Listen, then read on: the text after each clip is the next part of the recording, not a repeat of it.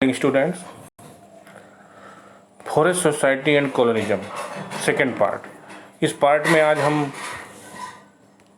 औपनिवेशिक शासन के खिलाफ दो विद्रोह के विषय में समझेंगे। एक विद्रोह भारत में 1910 में हुआ और दूसरा विद्रोह जावा में शामिन के नेतृत्व के में हुआ। और दोनों विद्रोह में समानता हमें देखते हैं कि वन से संबंधित, फॉरेस्ट से संबंधित जो भी नियम औपनिवेशिक शासन ने भारत में बनाया या जावा में बनाया, वो लोगों के लिए काफ़ी परेशानी का कारण था, इसलिए लोगों ने विरोध किया। इस तरह के कुछ विरोध पहले भी हो चुके थे। संथाल परगना में हो चुका था, छोटा नागपुर पृथ्वी में हुआ था। बाद के समय में आंध्र प्रदेश में अल्लूरी सीताराम राजू के नेतृत्व में भी विरोध हो चुके थे। बस्तर 1910 में जो विद्रोह हुआ था, वहाँ के लोगों के विषय में हमें समझना है। तो बस्तर आज के छत्तीसगढ़ में स्थित है, जो दक्षिणी हिस्से में है और जिसकी सीमाएं उड़ीसा, महाराष्ट्र और आंध्र प्रदेश से मिलती हैं। और जो इंद्रावती रिवर है, नदी है, वो पूर्व से पश्चिम की ओर बहती है। यहाँ पर इस क्षेत्र पे बहुत सारे ट्राइबल लोग रहते हैं और इनमें बहुत ही डिफरेंसेज होने के साथ साथ सिमिलरिटी है कि ये प्राकृतिक संसाधन को बहुत ही सम्मान देते हैं, रेस्पेक्ट देते हैं। और उनमें ये सिमिलरिटी यही है कि प्रकृति के हर एक स्वरूप को वो पूजा करते हैं, सम्मान देते हैं और अलग अलग एग्रीकल्चरल फेस्टिवल पर उनको ऑफरिंग देते हैं, यानी भेंट चढ़ाते हैं। लोगों में अंग्रेजी कानून जो जंगलों से संबंधित था, जिसने वन को 3 पार्ट में बांट दिया, उससे लेकर डर था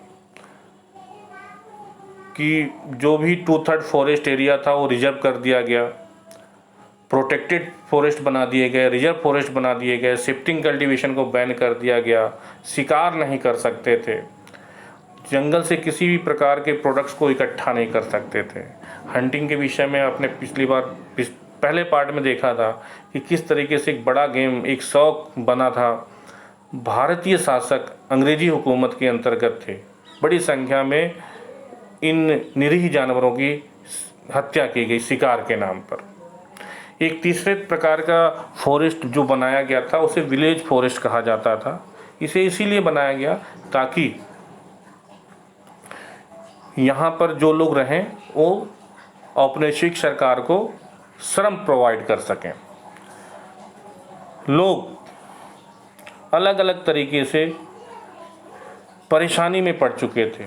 जैसे औपनिवेशिक शासन फ्री लेबर की डिमांड करती थी, भू राजस्व की ज़्यादा डिमांड थी और बहुत से गांव के लोगों को वहां से हटा दिया गया था और कुछ भी कंपनसेशन नहीं दिया गया था। साथ ही साथ कुछ आपदाएं भी आई, जिसमें से 1899 और 1900 और 1907 से 1908 तक फेमाइन पड़ा, अकाल पड़ा। भुखमरी की चपेट में बहुत से लोग आ चुके थे। अब ट्राइबल लोगों ने विद्रोह करने के लिए क्या क्या किया, आपको एक नाम ध्रुवाज का याद रखना है बस्तर में, और एक गुंडाधर का। इन लोगों ने किस तरीके से विद्रोह किया और लोगों को एकजुट कैसे किया, इसके विषय में वो अपने गांव के पंचायत में डिस्कस करते थे। उनके पास ऐसे कोई बड़े हथियार नहीं थे, जो भी था उनके पास तीर थे या घर के सामान थे, उन सब चीज़ों से उन्होंने विरोध किया। और इस विरोध में अंग्रेज़ों के साथ साथ ऐसे लोग भी टारगेट में पड़े, जैसे महाजन हो गए, जिन लोगों से उनको बुरे वक्त में पैसा मिलता था, वो उनको ज़्यादा शोषण करते थे, उन लोगों को भी शिकार बनाया गया। विलियम वार्ड एक मिशनरी थे जिन्होंने इन घटनाओं को देखा था। अंग्रेज़ों ने इस विद्रोह को बुरी तरह से दबाया, शक्तिशाली थे, उनके पास सत्ता थी। फाइनली नेगोशिएशन जो भी हुआ, गुंडाधर को पकड़ा गया। लेकिन अंग्रेज़ों को ये सब चीज़ करने में 3 महीने का जो समय लगा, उससे उनको ये समझ में आ गया कि उनको अपनी जो फॉरेस्ट पॉलिसी है उसमें चेंजेस लाना पड़ा गया। जो भी एरिया उन्होंने डिसाइड किया था रिजर्वेशन के लिए, उसको रिड्यूस करके 50% पे लाया गया। ये ट्राइबल लोगों के लिए अचीवमेंट था। अब हम कह सकते हैं कि ट्राइबल लोगों ने जो भी प्रोटेस्ट किया उससे उनको कुछ फ़ायदा हुआ। जिस तरह हम संथाल के विषय में बाद में पढ़ेंगे कि संथाल परगना का निर्माण हुआ। जावा इंडोनेशिया का एक ऐसा आइलैंड जहाँ पर राइस का प्रोडक्शन ज़्यादा होता था। उसका बहुत बड़ा एरिया फॉरेस्ट से कवर्ड था। जैसे इंडिया के विषय में हमने पढ़ा था 40% से ज़्यादा। डच लोगों ने यहाँ पर सेम भारत में जिस तरह ब्रिटिश ने साइंटिफिक फॉरेस्ट्री शुरू किया उसी तरह इसको शुरू किया। इनका एक जो सिस्टम था कि जावा के एक समुदाय कलंग समुदाय को इन्होंने अपने साथ मिला लिया लकड़ी काटने के लिए। उसका नाम था आपका कलंग कम्युनिटी, और जो वहाँ के बहुत ही पॉपुलर वुड कटर्स थे, लकड़हारे भी कह सकते हैं आप। और 1770 में इन्होंने डच के खिलाफ विद्रोह शुरू किया, लेकिन उस विद्रोह को दबा दिया गया। Dutch scientific forestry same Bharat के ब्रिटिश साइंटिफिक फॉरेस्ट्री से मिलती जुलती थी। तो उन्होंने इसमें क्या क्या किया आप देख सकते हैं। In the 19th century Dutch realized that they not only should have control over people but also on the land. तभी तो उनको ज़्यादा से ज़्यादा वो रिसोर्सेज प्राप्त कर सकते हैं। They impose forest laws same as in India. Wood could be cut in specific forest and for specific region. एक निश्चित जगह से ही लकड़ी काटी जा सकती थी। इस तरह के नियम बनाए और उसका कारण भी बताना पड़ेगा। लोगों को दंड दिया जाता था यदि अगर वो अपने जानवरों को पशुओं को एक अच्छे चारागाह या जंगल वाले क्षेत्र में चराने ले जाते थे। अगर बिना परमिशन के वो लकड़ी को एक स्थान से दूसरे स्थान ले जाते थे। अगर वो फॉरेस्ट में ट्रेवल करते थे हॉर्स पे बैठकर। तो इस तरह के उन्होंने कुछ नियम बनाए जो उनके साइंटिफिक फॉरेस्ट्री के अंतर्गत आते थे।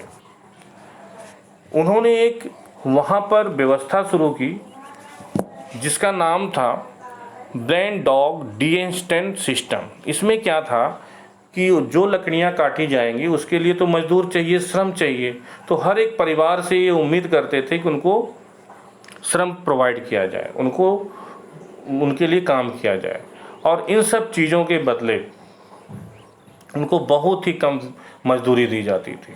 और साथ ही साथ वो जंगलों में प्रवेश भी नहीं कर सकते थे अपनी आवश्यकताओं के लिए। तो ये आप थोड़ा याद रखेंगे ब्लेंड डॉग डीएनस्टेंट सिस्टम क्या था। तो इसमें आप यही लिखेंगे कि ग्राम वासियों से फ्री लेबर डिमांड करना या उनसे लेना लकड़ी को काटने के लिए, उसको ट्रांसपोर्ट करने के लिए। जावा में जो विद्रोह हुआ, जो रिबेल हुआ, उसका नेतृत्व सुरिंदिको सामिन ने किया, जो वहाँ के एक गांव रांदू ब्लातुंग गांव से बिलोंग करता था। टीक फॉरेस्ट का गांव था। He challenge the state ownership and said, ये आप याद रखेंगे क्या सेंटेंस था statement, that wind earth and water was not created by the state hence could not own it. यानी हवा, वायु, पृथ्वी, जल, ये सब आपने नहीं बनाया, किसी व्यक्ति ने नहीं बनाया है, इसलिए इस पर सभी का बराबर अधिकार है। उसके परिवार के लोगों ने भी सपोर्ट किया और लगभग 1907 तक 3000 फैमिलीज उसके विचार को मानते थे। जावा की बात है। Some protested by lying down on their land when the Dutch came to सर्वे।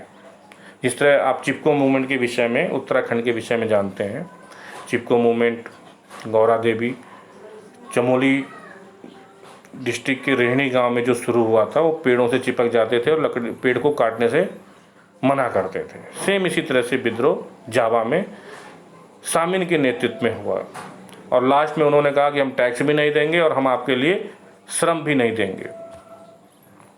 एक इसमें टॉपिक बेटा और बच्चों, एक और टॉपिक इसमें आता है, आप ध्यान देंगे कि वन पर युद्धों का क्या प्रभाव पड़ता है। तो कुछ पॉइंट तो यहाँ लिखा है, लेकिन आप बिल्कुल बैलेंस लिखेंगे। अगर 6 नंबर या 5 नंबर में आता है तो आप पॉइंट वाइज ही लिखेंगे कि युद्ध का वन पे क्या प्रभाव पड़ता है। तो हिस्ट्री से भी बता देंगे और प्रेजेंट समय से भी आप बता सकते हैं। जैसे प्रथम विश्व युद्ध और द्वितीय विश्व युद्ध में भारत की अगर हम बात करें, बड़ी संख्या में जंगलों को काटा गया, क्योंकि अंग्रेज़ों को अपने नेविगेशन के लिए, रेलवे के लिए बहुत बड़ी संख्या में रॉ मटेरियल चाहिए था। ठीक जावा में क्या हुआ, जावा में उन्होंने स्कॉच अर्थ पॉलिसी को फॉलो किया डच लोगों ने, क्योंकि जापान ब्रिटेन के अगेंस्ट लड़ रहा था और बहुत ही जल्दी उसने इंडोनेशिया वगैरह के ऊपर कंट्रोल कर लिया। तो ये डच वगैरह उसे छोड़ के जब भाग रहे थे तो जो लकड़ियाँ वहाँ पर उन्होंने काटी थी, जो भी उनके सॉ मिल्स, आरा मशीन वगैरह थे, उन सब जगह पे उन्होंने आग लगा दिया ताकि वो जापानी लोगों के हाथ में ना आ सके। और ठीक युद्ध की वजह से ही लोगों को ये भी अवसर मिलता है कि वो अपने कल्टीवेशन के एरिया को इंक्रीज कर सकें। इन दोनों के विद्रोहों के अध्ययन से हमें समझ में आता है कि हमें फॉरेस्ट को कंजर्व करना चाहिए, उसके लिए नियम भी होने चाहिए। 1972 के एक्ट भारत के हैं। साथ ही साथ अगर हम देखें आज तो इकोलॉजिकल बैलेंस के लिए कम से कम 33% टोटल एरिया का, ज्योग्राफिकल एरिया का फॉरेस्ट कवर्ड होना चाहिए। आज भारत में 22.5% के आसपास फॉरेस्ट कवर्ड एरिया है, जो एक चिंता का विषय है। तभी आपको सरकार और विद्यालय में आपको बताया जाता है कि हमें ज़्यादा से ज़्यादा वृक्षारोपण लगा करना चाहिए। साथ ही साथ लोकल लोगों को फॉरेस्ट कंजर्वेशन में उनका कंट्रीब्यूशन ज़रूर लेना चाहिए। तो इस तरीके से आप एक कंपैरेटिव अध्ययन करेंगे इसके सेकंड पार्ट में कि रिबेलियन क्यों हुआ। Thank you.